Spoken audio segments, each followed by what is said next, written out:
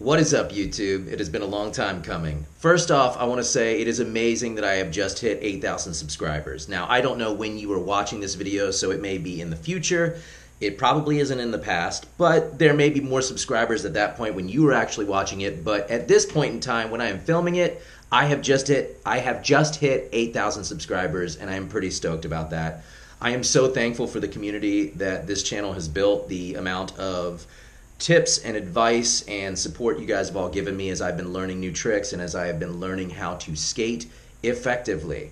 First things first, I put out an FAQ primer video about 2 weeks ago. I get a lot of questions in the comment sections of my videos, and I try and answer every single comment if I possibly can. Now, I know for some people who are new to the channel or old to the channel, trying to troll through all those different comments to maybe find a response to something that you might have as a question or to read up on everything can be pretty tedious, so I thought I would put together a FAQ video. I also understand that when I put out that FAQ primer video, that really, I could probably call that an AMA or Ask Me Anything. Regardless, this is a compiled list of frequently asked questions or queries that come to me through the comment section, as well as answers to the questions that you guys put out to me in that FAQ primer video. Secondly, some of you may know my history about what this channel is about, some of you may not. So I'm going to start with just a very basic introduction of who I am and what I've been doing. My name is Jaeger-Thomas. I started skating at 40. Having never stepped on a skateboard before. I did not skate as a kid. This is not me coming back to skating. This is me learning to skate for the very first time. I've been skating for about 2.5 years. I'm 42 now. I'll be 43 next March. On my 40th birthday, I went to a skate shop, had them set me up a complete deck. They asked me whether I wanted to do tricks or if I just wanted to cruise around. Now, at that time, I didn't know that I wanted to do tricks. I mean, I had an inkling, but I was like, let me just test this out and see if this is really what I want to do. So on my 40th birthday, I went and got a skateboard, and all I did for the first entire year really is just practice cruising around. I would cruise on the streets, sidewalks, in and out of the city. I would go to and from the subway. If we needed groceries, if we needed to do a Target run, get diapers, overnight pants, anything like that, I was on my board and racing around town doing whatever. I would go to and from auditions. It was great. Still one of the most effective ways to get through New York City, especially with the taxi traffic and the foot traffic. I highly recommend it. After that first year of skating, I didn't really practice any tricks. Maybe during the last 3 to 4 months of that year, I started to kind of play around with the idea of an ollie. Right as I was about to get to my 41st birthday, I decided to start filming myself as a way of looking at game tape and as a way of seeing what I was actually doing, because sometimes what you feel like you're doing and what you are actually doing can be two totally different things, so it's very helpful to see yourself. I also did it as a way of keeping myself accountable, because I figured if I was putting myself out there into the universe, even though I didn't think anybody was watching, if I was going to put myself out there into the universe, I was going to try and progress and get better. And I wanted to skate Monday through Friday every single day. I didn't know how long the sessions were going to be, but I just wanted to hold myself to that kind of a rigorous schedule so that I could progress and get better and create a habit. Since then, I've just tried to make videos and get better, and I ended up getting kicked out of the parking garage that I was practicing in all the time by the building manager, which ended up being one of the best things ever, because then I had to go out into the world and start skating in front of other people, which was both scary and exhilarating. I started to meet other skaters, more community. I got to see people skating in real time, which was so helpful for me to kind of learn from by watching them and seeing what they were doing. And it also just meant that I could start to meet people and start to skate with them and have interactions. And it was just cool to kind of meet the entire community that was out there, and also to see all the different skate parks and to look at the city in a totally different way. I am an actor. That is how I make my living. I've made my living for the past 9 to 10 years doing commercial voiceover work. My children have gotten a little bit older, and I am now trying to break into more film and television on-camera stuff, as well as on-camera commercial work. I'm also been building a voiceover booth in my house so I could start doing books on tape. Just trying to diversify the amount of revenue that I can actually bring in, because being an actor is never, ever, ever, ever a stable position. I am constantly interviewing or auditioning and always trying to get a job. So I am never resting for too long when it comes to my career. I do have 2 children. I'm a stay-at-home father, so my wife and I both balance our careers our home life, as well as trying to, fix up a house and take care of the children. It's a lot to juggle, but we enjoy some challenges. Okay, now that we got the preliminary stuff out of the way so you guys know a little bit about me, I had an FAQ primer video that I'm going to go ahead and just read down the comments and answer those questions as best as I can in order. All right, first question. How long on average would you say you skate for during a typical session? Most of my sessions these days are about 2 hours. I've had sessions go 3 or 4 hours. The first time I landed a stationary kickflip, that was like a 4.5 hour brutal session in like late August in 95, 96 degree heat on the East Coast with all that humidity. But yeah, for the most part, 2 hours. Question number 2, how much pain are you in after a session? Has it become more or less painful since you started? I herniated a disc this past spring, and I think it was a compilation of a bunch of tension that I had built up from skating over that first year and a half or so.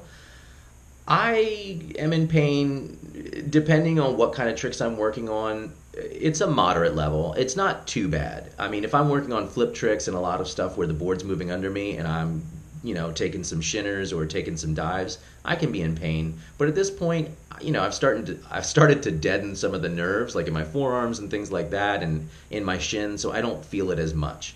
I definitely, my knees feel it, my legs get a little bit tired, especially when I'm doing a lot of transition because I'm working muscles that I haven't worked before. So I would say when I start to work a different part of my body or different tricks that don't use those muscles, those are the sessions that I feel the most pain afterwards. I do some foam rolling, I do some yoga at night. I try and use arnica cream, which helps with inflammation as well. Also, I take turmeric, which is supposed to help with inflammation. How much does your friends and family bug you for skateboarding? I'm going to answer this because I get this a lot too, is like, are your friends and family okay with you skating? Are they like, what are you doing? Do they bug me about, you're spending too much time doing that, all that kind of stuff? I will say, first and foremost, my wife is 100% behind what I'm doing. She thinks it's great. She is a big proponent for following passion, following things that make you happy. I mean, this is something that keeps me physical and in my body. I'm staying in shape. I get the natural endorphins from going and having like a workout without really feeling like I'm working out or, exercising. So it's awesome in that way. My kids are sometimes like, oh, Dad, you just love skateboarding. I mean, yeah, I do, in the same way that they, love some of their toys or love some of the movies that they like to watch. I do love skateboarding. I really try and divide my time up so I am spending time working on my career, spending time making these videos and editing, and making sure that I'm spending time with my family. So across the board, pretty much everybody's supportive and on board. Do your legs feel much stronger now after skating? Yeah, definitely. My legs feel incredibly strong. I could probably stand to ride switch a little bit more so I can build similar muscles in both legs. Right now, my right leg is a lot more used to pushing. My left leg has the muscles for balance. So it would probably help to even it out a little bit. But yeah, I notice a huge difference in my leg strength. Also, what is your proudest voiceover? The one that I could point to for most people when they were like, well, have I heard you anywhere? Was when Burger King was doing a campaign called Satisfries, which were a lower cholesterol version of their regular French fries. I think they had like 33% less fat or something like that. So for like a third of a year, I had a Burger King commercial running that I could point to and be like, that's me, that's my voice. And people would be like, oh yeah, I've seen that. So to date, I guess that would be the one that I was like, yeah, that was something I could point to and people would recognize instantly. What inspired you to skate? I lived in Maryland for most of my life, and when I was in second grade, my mom remarried and my stepfather was in the military, and we instantly got stationed in Sacramento, California. And when I got out there, it was a totally different lifestyle. And this is right around the time of like Bill and Ted's Excellent Adventure, Tony Hawk, Steve Caballero. I've got all this, like skateboarding and that kind of lifestyle just kind of like thrust upon me. I was like, oh, this is, totally interesting. And I think I kind of my interest was super peaked during that time, but I didn't feel like I was nimble enough or cool enough to skateboard. I was like, I can't do that. and I never thought I really could. So for like most of my life, skateboarding was kind of on the periphery for me. I was aware of it and still like into the culture and into everything about it, but did not actually myself partake in it. And when I hit 40, I was just like, you know what? You've always wanted to skate, and maybe you didn't think you were cool enough, maybe you didn't think you were coordinated enough, but at this point, you're 40. Who cares? Like, you get to a certain point in life where you don't really care what other people think, and you have a good enough sense of yourself that you can just dive into something. And that's what made me start at 40. I'd always wanted to, and I finally just pulled the trigger. How do you get motivated to learn new tricks? To begin with, I was watching a lot of the Braille channel, so I started with the Skateboarding Made Simple Volume 1. I really wanted to attack the very basics. Ollie, pop shove it, frontside 180, backside 180, kickflip, heel flip, try and get some of those fundamentals down. Now, I still can't do all those tricks. Some I can do with some consistency, some I can't do at all. I'm still working on those. In my comments on many of my videos, people will oftentimes say, dude, you got to go back to the basics. You're trying to jump ahead. I totally get it. I understand. Sometimes during a session when I'm working on something, I get bored or frustrated. I like to switch it up, and sometimes I like to just start working on something that I'm not even ready for. And maybe that means that I'm just working on one component of the trick, maybe just trying to get the flick of a kickflip right, or get my body positioning for a heel flip right, or start to work on what's the scoop for that front shove. I'm maybe not trying to land it completely, but I want to start working on some of the mechanics. Whether that's a good way to do things or a bad way to do things, I don't know. That's just kind of how my head works, and it's a way of me staying creative. And sometimes I just mess around. I'm at a curb or at a little bar, and I'm just like, let me just mess around and see what happens. And those are also some cool times where you come up with something, or you start to, the mechanics of your body and a trick start to come together as well. I don't know if that answers your question, but that's how I start working on new tricks. Hey Ben, have you ridden your cruiser board on transition? No, I have not. And actually, someone was giving me some advice on video 315, and in response to him, I was talking about possibly trying to do a new setup for transition. And I was wondering, I have a couple of 8.5 decks that I don't ride for normal street skating stuff that Aaron the Outsider gave me. I was wondering about maybe using one of those, a little wider base for a setup, but was wondering what kind of wheels would be good. Because right now on my cruiser setup, I have the 78A durometer Ricta cloud wheels, and I think that they're maybe like 56 millimeter. So I know that those grip a little bit more, and I'm wondering, would softer wheels be better on transition or not? I don't know. Leave a comment below and let me know.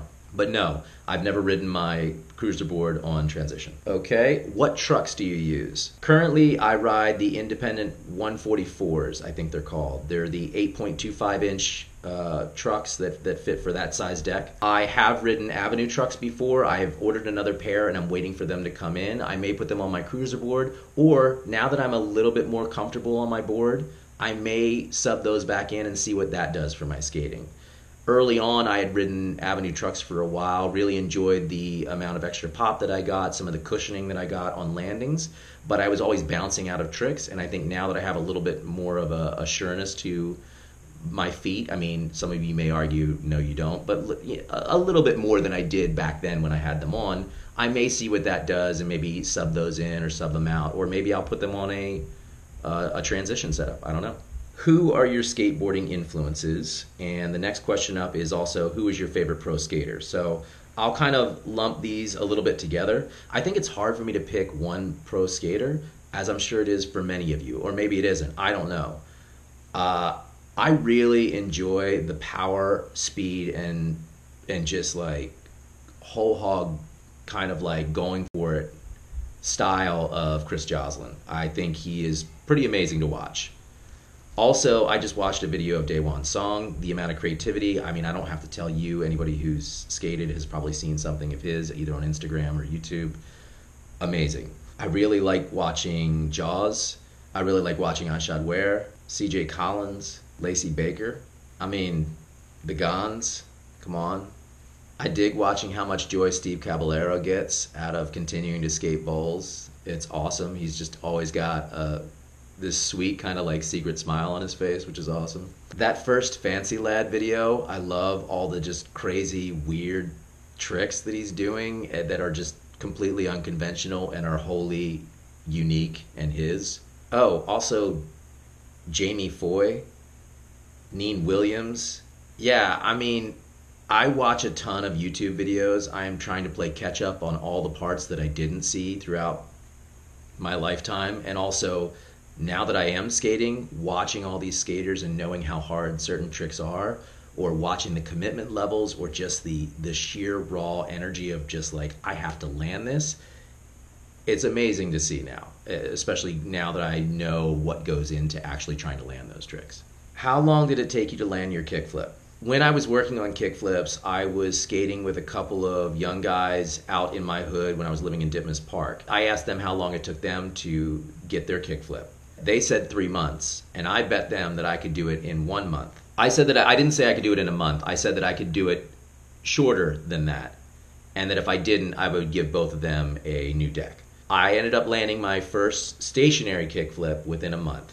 Even though I won the bet and got it in under 3 months, I still gave each of them a deck. From that point until I landed my first rolling kickflip, it took me like a full year. Now, I wasn't working on the kickflip every time I went out for a session, but I would work on it a little bit, get frustrated, start to work on something else.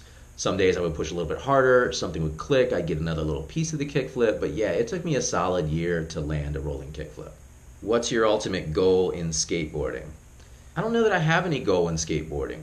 I am enjoying just being in the process. I really like the zen quality of practicing a trick over and over and tweaking it a little bit and playing around with the physicality and just the enjoyment of being on the board. I'd certainly like to become more proficient. I'd like to be able to get kick flips kind of on lock. I'd like to have some heel flips on lock.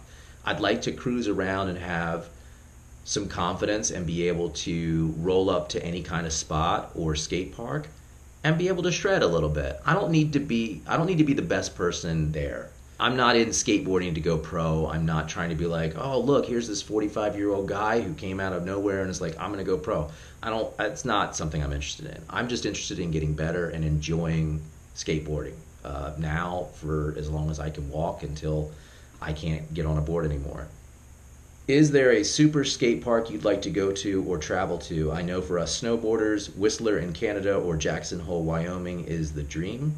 Maybe it's not Jackson Hole, Wyoming. It's just WY, so I don't know. I don't know enough about the skate parks around the world to really say, oh, gosh, I really want to go to this one place. A cool dream of mine would be to actually do a road trip where I got to travel around the U.S., hit different skate parks, get some sessions in, and maybe do interviews with people and just talk to locals and kind of feature different skate parks in different states and different places around the U.S. I think that would be kind of a cool documentary travel series. OMS, or Old Man Skateboards, writes, how did you start skating and making YouTube videos? I think the first time I saw you was talking about the Time Magazine article. So I talked a little bit about that already, but shout out to OMS. Okay, here's 2 questions. Can you detail your setup? I mean deck width and wheel size. Yes, I right now currently ride a Revive skateboard, their taco deck from last winter. It's their winter line from last year. It's an 8.25 inch. I have the independent 144s that are the trucks that are made specifically for the 8.25 inch board. I have Formula 4 Spitfire wheels.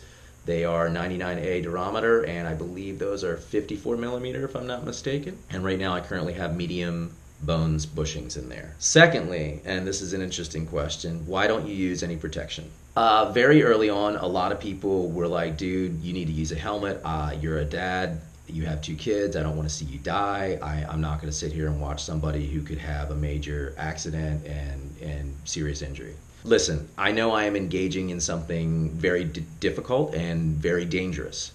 I understand that. I do have a helmet.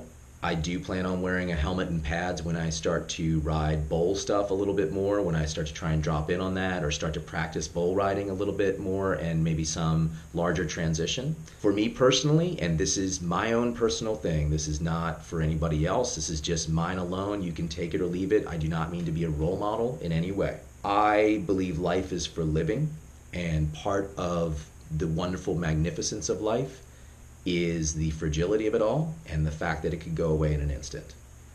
I by no means have a death wish. I do not want to die. I don't want to be seriously injured in any way. I am not not wearing a helmet because I think it's not cool, or and I'm not wearing pads because I think it's not cool either. I sweat a lot. I'm hot. I want to be unencumbered. I like the feeling of my body in space. I don't want extra things on if I don't have to. You guys see me without my shirt. Some of you comment that I should put it on. I get it. I like to be unencumbered, and I like the idea that I am riding a thin line. I like calculated risk. And again, I'm not a role model. This is for me alone and not for anybody else. It's a choice that I've made, and maybe I'll change it up in the future. I don't know. But for now, I don't wear anything. Of all the tricks you've landed, which one feels the best to roll away from? What's the one flat ground trick you'd like most to have mastered? I mean, if you're talking to me right now, a kickflip. I would like to have a kickflip down pat. As of the time of the filming of this video, I do not have them anywhere near mastered. The flick is really good. The catch is okay. I just need to get both feet back on the board. I'm close to getting them dialed in, but they're not there yet. Right now, the one trick that I have kind of in my pocket is a boneless 180. I can pretty much do that on most obstacles and pull it off after a couple of tries. Old Fart writes, what has been your proudest moment in skateboarding? By far, there was a lot of emotion wrapped up in landing that rolling kickflip. I felt in some ways that after Aaron the Outsider passed away, that still riding that deck, and I had ridden that deck for like 3, maybe almost 4 months, which is the longest I think I've ridden any deck. And it was pretty beat up and wound down with razor tail and stuff like that. But I felt in some ways that I needed to kind of finish that board out by landing that rolling kickflip, and I think I put some of that on myself. But even outside of Aaron, landing that rolling kickflip was pretty amazing. Do you see yourself skating for the long haul, say for another 5+ years? Yeah, I mean, as I said earlier, if my body can take it and I'm still up and walking around and I'm not seriously injured, I'm gonna try and keep skating. I don't know how long I'll film for. It depends on, I can't tell the future. I don't know what's gonna happen. I don't know if I'll have a film career. I don't know about a television career. I don't know if this will be my career. I have no clue. But as long as I can be on a board, I'm pretty sure I'm gonna continue to skate. What tips would you give older skaters like myself who are getting back into it after 20+ years? I would say, here's my things for dealing with pain and stretching and things like that I think are clutch for people who get older, since our joints don't work as well, and when we get hurt, it takes longer for us to heal. Arnica cream is a natural ointment that helps with inflammation. I think that is really helpful for me. Maybe you get something like an Icy Hot or a Bengay or something like that too for inflammation. I don't know, but I feel like that stuff has chemicals and active ingredients and stuff like that. I feel like Arnica cream is a little bit better for you. Turmeric, you can get it in pill form. It is helpful for inflammation as well. I use a foam roller when I can. I try and do yoga, finding some kind of like basic, simple yoga stretches that you could do when you get home or before you go out to the skate park. I recently highlighted a Neen Williams video where he does some basic stretches that I've started to fold into my practice every time I go out to the skate park. I try and do as many of those as I can. I try and do the full run of everything he puts up there, but sometimes some of that stuff looks weird, so I don't do all of it if it's a crazy packed skate park, but I try and do some. Also, work at your own pace. There are going to be people flying around you that are 20, 30 years younger than you. They have no fear. They also don't have life insurance. They don't have to pay for medical bills. They don't have kids to worry about, dependents. They don't have a house, a mortgage, a job, career, things that they need to be around for. They can afford to be out for, 3 weeks or whatever at a time because they broke something. You don't necessarily have that luxury. So I would say, take it easy. Don't jump back into it trying to bench press 300 pounds. Start out with just the bar and, add some weight as you go. Jill LaFleur? I don't know. I'm messing this up. Another YouTuber from France. She writes, "Hey Ben, I wonder what your filming setup is. Camera, tripod, mic. I'm pretty sure you're filming on a GoPro, but it'd be nice to know. Keep killing it." Thank you, Jill. You as well. I film with a GoPro Session 4. It's the first camera I bought to film with. It's the only camera I've used this entire time. It has a microphone on the back and a microphone on the front to reduce wind noise and friction and stuff like that, so it's pretty good. It does have the fisheye lens. I think that in the GoPro editing suite that comes with the program for your computer, You can get rid of the fisheye lens. I've just never worked on it. As far as tripods, I have a C-clamp hand that goes on the GoPro for this session, as well as the GoPro 3-way. As far as tripods, I have a C-clamp hand that goes on the GoPro for this session, as well as the GoPro 3-way. I love that thing. The GoPro 3-way is what I normally use. It has a small tripod that unscrews out of the base of it that you can put either just on the GoPro itself or on the stand to make it an adjustable tripod. I think that thing's clutch. You can also use it and hold it for like a moving shot, kind of over the shoulder. I've done that stuff before as well. That is my go-to tripod. I will say that those are expensive and that the tripod piece, the little bottom part that unscrews, those break often. I have found cheap replacements online, and if I remember correctly, I will try and put a link for that down below. As far as editing suites, I used to use Final Cut Pro 10 or X. Currently what I use is Adobe Premiere. What is skateboarding to you? Okay, getting out there now. I think skateboarding to me is freedom of expression. I think it is movement. I think it is unabandoned feeling. When I'm on a skateboard, I don't have to think about anything, really. I mean, if I'm working on a trick, maybe, but even then I shouldn't really be thinking about much. I should just be doing it. Just the pure pleasure and fun of cruising, either by myself, through the city, seeing New York through that lens of movement and that kind of cruising, surfing, carving up and down the streets. I mean, there's no other feeling like that in the world. That's what skateboarding is to me. Do you ever get weird looks from the younger or better skateboarders when you skate in the park?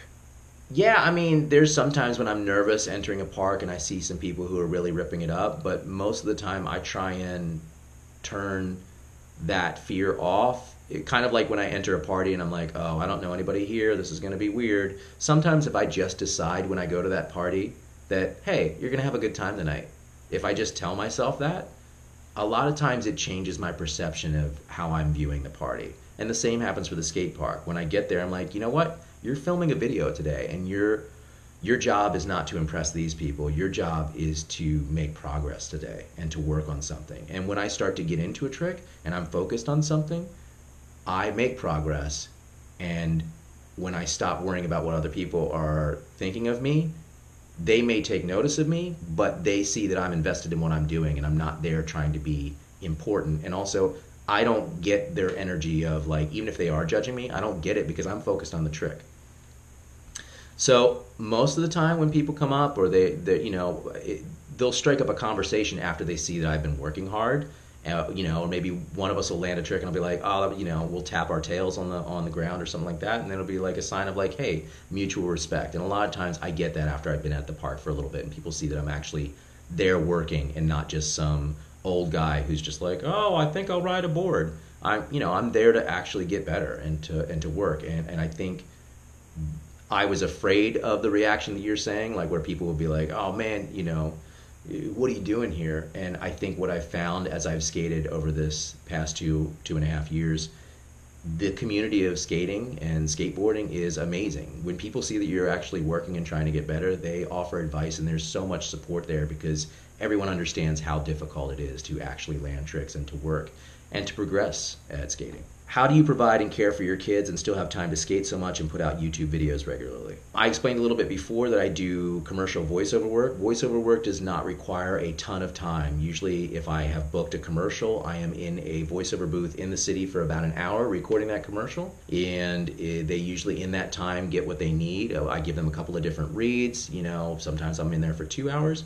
And if they don't get what they want the first time around, the client may book me again to come in on another day and record another session. But then that commercial either goes on the radio or it goes on television, and every time it airs, I get something called residuals, which are payments from advertisers for using my voice for their product.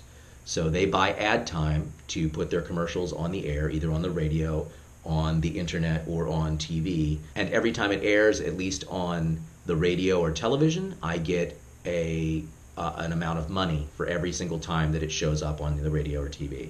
On the internet, it's usually a buyout where they give me a chunk of money and then they use that commercial as many times as they want for, let's say, like a year. It's usually a contractual thing. She skates 926. What's up? Keep killing it. You're awesome. How has skateboarding influenced other aspects of your life? I mean, I look at the world totally differently now. As I'm sure any other skater, you know what I'm talking about. You see surfaces, you see shapes around the world that you're like, oh, that would be amazing to skate. Oh, I would love to like ollie that. I wanna learn how to kickflip to fakie on that thing there. I wanna be able to manual up to that and then drop off that ledge. I wanna hit this rail. Like everything you see around you all of a sudden geometrically transforms into obstacles that you could hit. You start to see lines, you start to see places that you could skate through. Surfaces of concrete or marble or anything alone, just surfaces in general, the textures of everything around me takes on a totally different meaning. I'm like, oh, that I could totally skate on that. I could hit that right there. I found myself walking along with my wife and just like walking away from her kind of slightly and going over and like touching things and being like, oh, this would be great to grind right here. And she's like, what are you talking about? I'm like, never mind.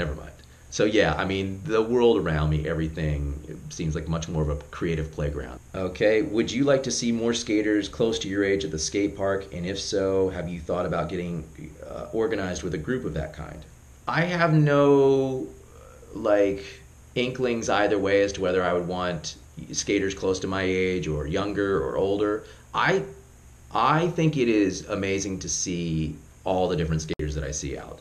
Women, men, older, younger, kids, like, yeah, I don't have an inkling where I'm like, oh, I wish there were more guys my age or more women my age.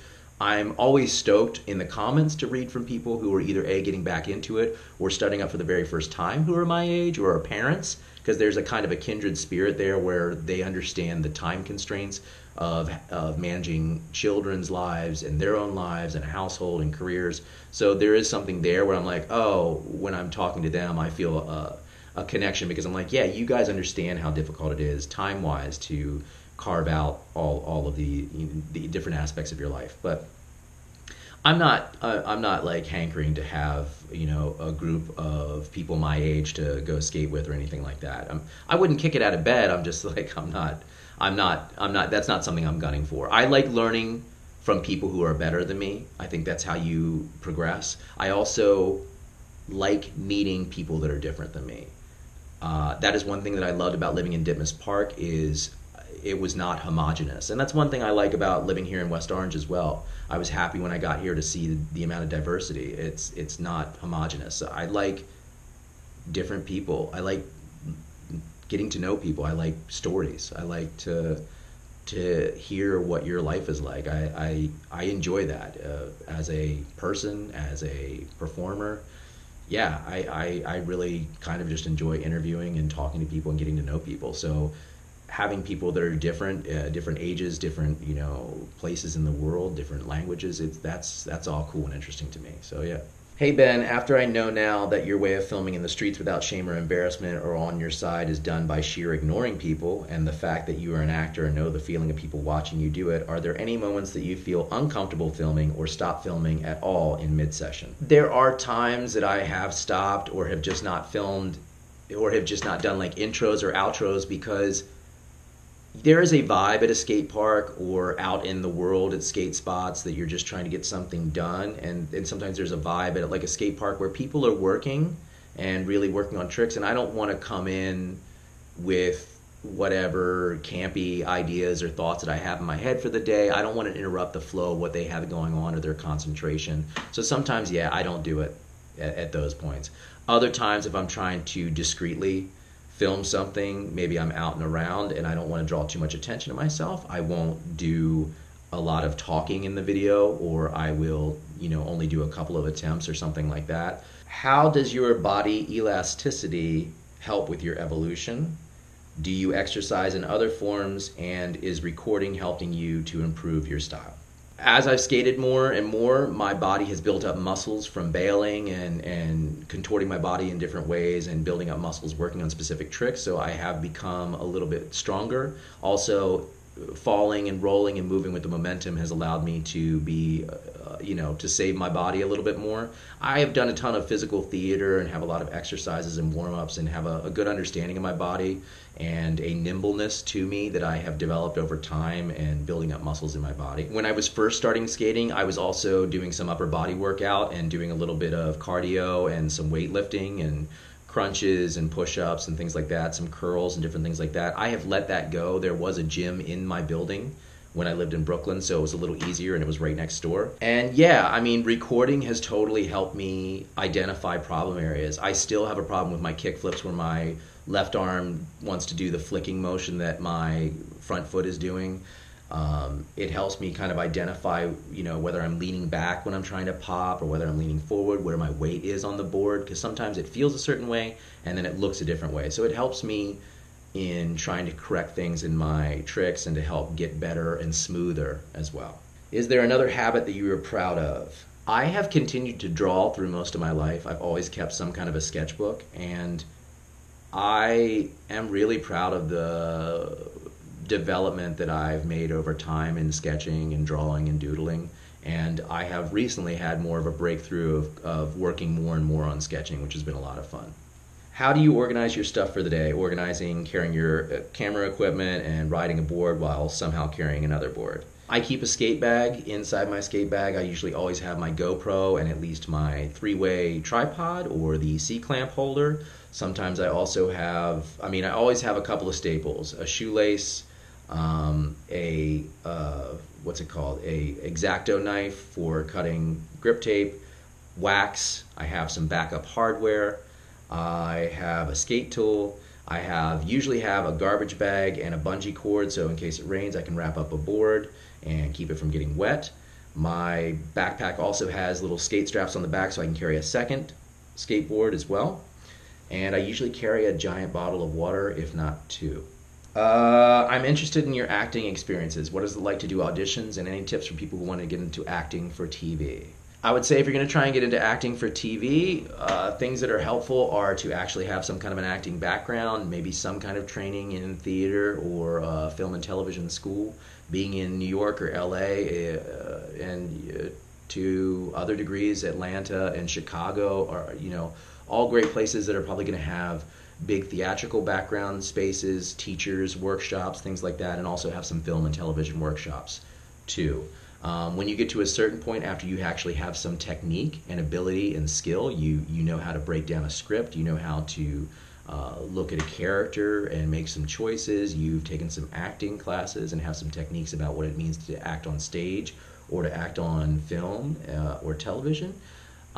Watching film and television stuff, there's different styles to different shows, different styles to different networks, and then from there, once you want to really start getting into it, starting to take workshops with casting directors so you can start to build relationships. Those are the people that are the gatekeepers to the clients, the directors, and the studios and things like that. So those are the people that you will be working with the most when you go into audition. Audition experiences are, they can be nerve-wracking. A lot of what I have to do these days, at least with voiceover, I'm so comfortable with all those casting directors, and I also understand the odds of actually booking something, how many times you have to go in for an audition before you actually book certain things, before you start to get comfortable. So for voiceover stuff, I'm pretty comfortable, and I recognize that you just go in, you do your best work. You have to be proud, and you have to understand that you've done the things that you've wanted to do when you go into that room. And then when you walk out of that room, you have to forget it, because some of those jobs are huge. Some of those jobs could be half your salary for the year. Some of those jobs could be, like, oh, you're going to be the voice for Coca-Cola. They're looking for a new voice. That's a huge gig. Major advertisers like Geico and Coca-Cola, or, you think about Flo for Progressive. The guy who used to do Verizon but now does Sprint. Those are brands. Those are people that work for a brand. They're the face of a company. And they film or record several different commercials throughout the year. And if they're around for several years in a row, that's a steady gig. There's not really such a thing as a steady gig in acting. If you're on a television show, yeah. But once that show ends, then you're back out looking for a job again. Same with commercials. So, I forgot what my point was. Crap. Oh, so yes, some of those gigs can be really you can go into them knowing, oh, they're looking for the voice for Coca-Cola, or they're looking for the voice for Burger King or something, or McDonald's, and you're like, oh man, this job could be really great. Going in thinking about that, just like going up for a kickflip, like thinking too much about it, you're not going to get it. They'll see it, they'll hear it in your voice, they'll see it when they look at you on camera. There'll be need there. You will have need coming off of you. You'll be like, I need this so bad. I need this paycheck. And if that's the case, it's not going to land well. So you have to go in, you have to do your best work, you have to be proud of that work, and you just have to walk away and not think about it. Once you walk away from the audition, you can't be sitting there waiting for the phone to ring or waiting for that email to happen. You just have to be like, all right, on to the next thing. You have to just keep doing your best work. An actor spends most of their time auditioning, so it's really good to get comfortable with auditioning, to get a healthy mindset around the process of it so that you can stay sane. And one of the reasons I started thinking about skating as well, in addition to just wanting to do it was a good way to keep my mind off of auditions and off of the outcome of auditions. Otherwise, I would sit around just kind of twiddling my thumbs going, what am I going to do? What am I going to do? When are they going to call me? Of all the different spots or parks that you've skated, which one is your favorite? I really like Astoria Skate Park a lot, and I really like Canarsie Skate Park a lot. Both of those skate parks are pretty chill. I think I might go with Astoria, just because I haven't been to it as much, but I really love the amount of street elements there. I love that it's covered. I love the view. And the texture of the ground is awesome. What is your holy grail trick, something you believe you could and hope to land one day? I've landed a rolling kickflip, so I guess I can't say that. I feel like this is a short-term goal, but like a fakie big spin would be pretty awesome. I still can't wrap my head around that trick, even though I know for a lot of people it's pretty simple. So I guess for now I'll say a fakie big spin, even though I know that's not crazy complicated, or maybe it is. Thank you, Paul Willis, for those questions. Paul is an old high school friend who skated when we were younger. I did not skate at that time, and we reconnected many years later after he saw my channel, and we actually even got to skate together at Astoria Skate Park, which was awesome. Have you noticed any change in the vibes at skate parks in Brooklyn as to where you are living now in New Jersey? I would say now where I'm living in New Jersey, I mean, it's younger kids would probably be the only vibe that I see. I don't see older skaters or, maybe like 20, 30 something skaters. I occasionally do, but it seems a little more family oriented. There's still people ripping, don't get me wrong. But in Brooklyn, there seemed to be more of a seriousness to it. You would see people who were really going for it, and I think trying to progress in a way that pointed more towards getting noticed in some way. I don't see a grand difference in the vibes of the different skate parks, but I would say the intention of the skaters seemed a little more serious in Brooklyn, whereas out here it seems like people are working on stuff and are going for things, but there seems to be a little bit more of a laid back vibe. What inspired you to be an actor or voiceover artist?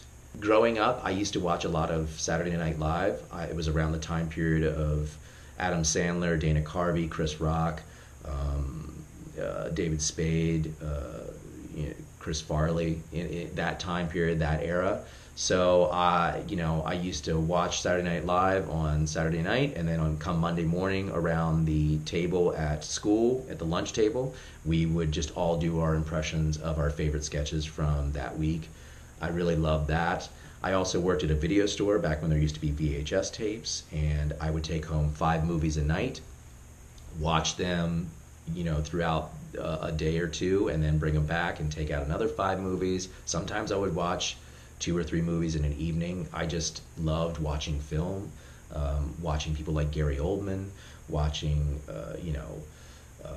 Tarantino films, watching avant-garde foreign films, watching just all kinds of stuff. I was captivated and wanted to do film. I wanted to be a film actor. That was where my main inspiration came from. And then comedy-wise, I wanted to do Saturday Night Live as well. Now that I understand how much work it takes to be on Saturday Night Live, I'm glad I did not pick that as a road, but I still do enjoy doing improvised comedy, and I enjoy good sketch comedy when I see it. All right, this dude who's 47 and started trying to skate in August when his 10-year-old son started asked a couple of questions. Most of these are related to setup stuff that I've already answered about size of trucks and wheels and the deck and things like that. But he asks, am I still skating Avenue trucks? And if not, why did I switch? I was riding Avenue trucks, but one of my trucks busted. So I ordered a replacement. I actually reached out to Avenue Trucks and asked them if they would replace it, and they did. When they sent the new replacement to me, it was in a small box, and it went alongside my bed, and I was going to put it back on. And then when I went to look for it, it had gotten moved, and I think somewhere during our move, it had gotten thrown out or something like that. I don't know. I had just waited too long.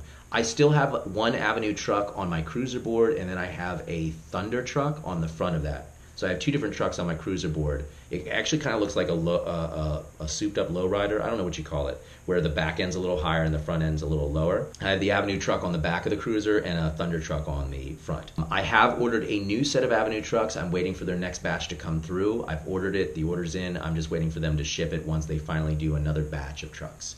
I may put them on my setup when they get back in. Part of the reason I had taken them off originally, aside from them breaking, was I was having trouble when I would land with the Avenue trucks of kind of bouncing, and I didn't know whether that was the Avenue trucks because they give a little bit of a shock absorption, or if it was me. I tend to think it was me and my beginning abilities and not having good balance and not knowing how to kind of land, not really bending my knees when I land, which I still have trouble with. So I want to see what the difference is now when these new set of Avenue trucks come through. I might try and put them on and see what that feels like.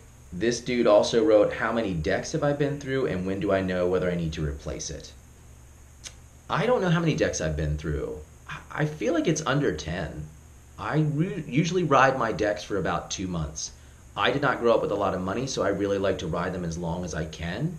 But I've been fortunate enough to have two different people want to float me some decks. Aaron the Outsider, who unfortunately passed away earlier this year, and also a skate company in England called Survive Skateboards. They still float me some decks from time to time, and they're actually working on a signature deck for me, which from what they've said about the design idea, sounds pretty dope. I skated my last Aaron the Outsider board for about 4 months, which is much longer than I usually do. I usually wait until the razor tail is pretty bad and the pop seems to have gone completely out of it. I also like the deck to have been pretty banged up before I decide to trade it out. But sometimes it's arbitrary, you know, I'm just like, all right, I guess it's time. I think sometimes I just am like, it's time to change my deck. If we click skip ad, do you get any credit for it? I actually don't know all the metrics and how YouTube works as far as advertising, stuff like that. I think just getting a view is enough, you know, I think that is enough. Currently what they're doing is they're monitoring your videos for whether or not they are advertiser appropriate. So curse words, suggestive content, you know, nudity, anything like that. Maybe, I don't know what all the parameters are for whether or not it's suitable for advertisers, but I assume one of the big things that you can do is just not curse during your videos and also maybe just not take off all your clothes. I don't know. So I'm trying to bleep out my curse words or just not use curse words as much. As far as whether or not when you click skip ad, do I get any monetary credit still for that video or for your view? I don't know. I say do what you want. I click skip ads. I don't want to see all those ads, but I do recognize that I can collect some revenue that goes back into this channel from monetizing my videos. How do you stay in shape and have the energy to skate that much? Do you have any special diet or workout? I mean, honestly, I've always been a very high energy kind of person. I have a fast metabolism. I process toxins easily. I sweat a lot, which is usually an indication that your system processes toxins and, you know, sickness and things like that. So I process things quickly. I have a higher body temperature, I feel like, as well. I don't have any special workout that I do. Skating is pretty much my workout. I try and walk as many places as I possibly can. That was a little easier in Brooklyn and in the city because you don't drive as much. Out here in New Jersey, you know, you drive to the store. I don't have a bodega down the street that I can go grab bread or cereal and milk at. I have to go drive to a grocery store. I mean, I was different in Brooklyn, so I did a lot more skating and walking around. I don't have any special diet. I do love cooking. I try and cook as much of our food as I possibly can and as much of it from scratch as I possibly can. I don't like to eat processed foods. I like to eat fresh things, and I like to cook my own food. I find that there's joy and care and creativity in that, and I feel better knowing what I'm putting into my body.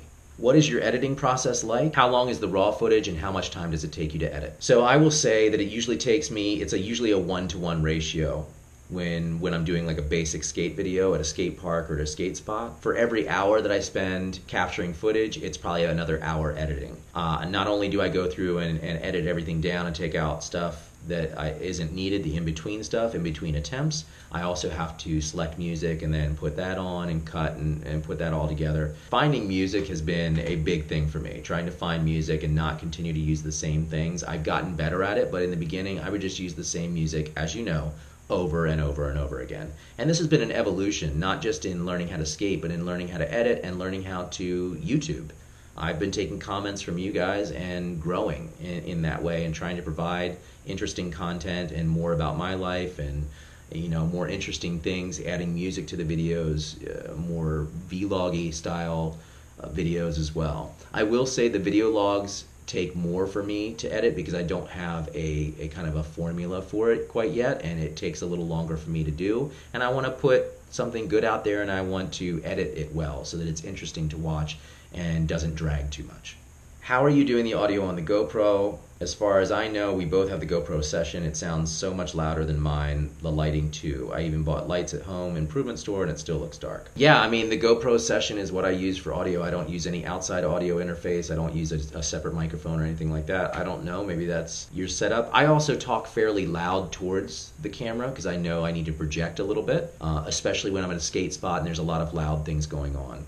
So I do project often and loudly, but that's part of my training as an actor and kind of having a sense of how much it's going to pick up. As far as lighting, I sometimes turn on the viewfinder on my phone so that I can, because the GoPro Session does not have a back panel, an LCD panel where you can check out the framing of your shot or anything like that, but you can connect it via Bluetooth to this so I can see the framing. So sometimes I set up the framing and make sure that the lighting is okay, or adjust it because it does an automatic adjustment. There may be some manual adjustments that you can do. I haven't messed with that at all. I've just trusted to always try and find lighting that's good. I try and find, sunlight. I'm usually outside. I try and face the camera so that the sun is hitting me. I try and find my light.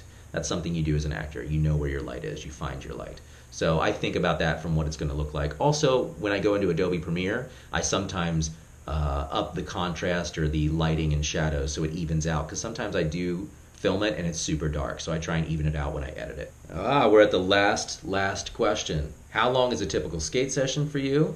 2 hours, already answered that. Did you skate when you were younger? No, I started at 40. Have you ever been criticized in public by the younger generation for skating because you're older?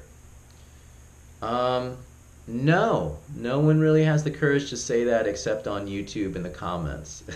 That is usually the only time that I get any grief from anybody. And I've gotten some hecklers, I've gotten some trolls. I will say that one of my favorite things to do with hecklers and trolls is to yes and whatever horrible things that they're saying about me. It's a fun little game to not let it get to you and to play with them by approaching them with love and generosity of spirit, because as I've told my children, anyone who you perceive as evil or unkind or not cool usually just hasn't had any love lately.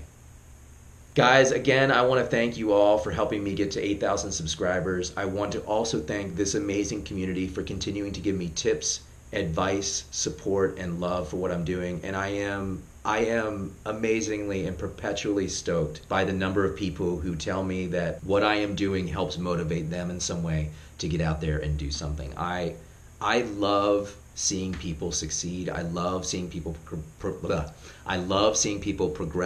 I want more of that. So to know that I am in any way helping to fuel that it's very rewarding for me. So thank you. I am glad what I am doing helps push some of you guys to continue to get out there and get after it. Guys, thank you so much for liking, commenting, and subscribing. Keep after it and have an awesome day.